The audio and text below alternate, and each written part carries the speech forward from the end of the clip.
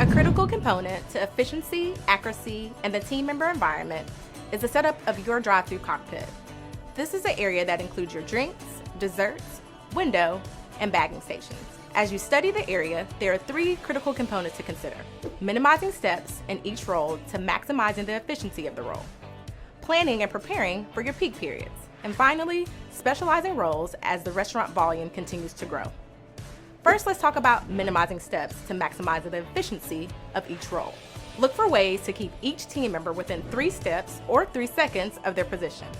Example, everything the drink maker needs is closest to the drink maker. Everything the bagger needs is closest to the bagger. If you're familiar with basketball, it's like man-to-man coverage. Consider the items team members need the most and place those items close to them and build out from there. Look at everything from your refrigerators to your soft wall to your drink station and shelves in your cockpit.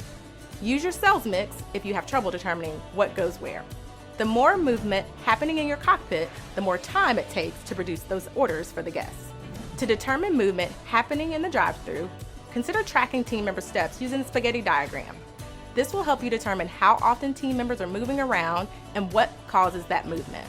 For example, often we see the bottled drinks in the refrigerator underneath the bagger, but it is the responsibility of the drink maker to get those bottled drinks.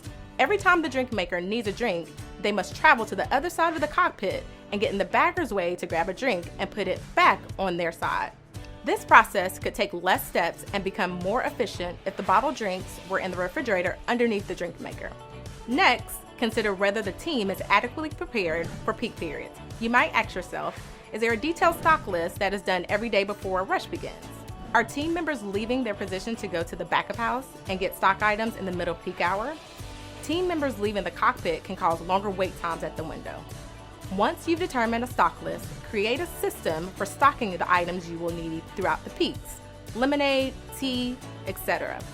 Determine and communicate who is responsible for getting these items and determine the best means of communication. Examples that operators have shared are flag charts, which can be flipped to indicate what products is needed, using local item buttons that route to the kitchen or prep screen to show what is needed up front. And finally, utilizing walkie-talkies to stay in communication with a dedicated stocker.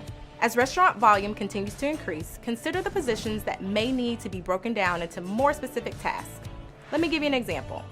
If drinks and desserts slow down the drive-thru, it may be time for a drinks and dessert team member. If bagging begins to get behind, and it's not because of the kitchen, consider additional bagger. Analyze each position to determine if changes need to be made. So now, it's time to evaluate your restaurant. Use a cockpit assessment to determine areas of opportunity in your drive-thru. Observe your cockpit during a peak period and track what you see.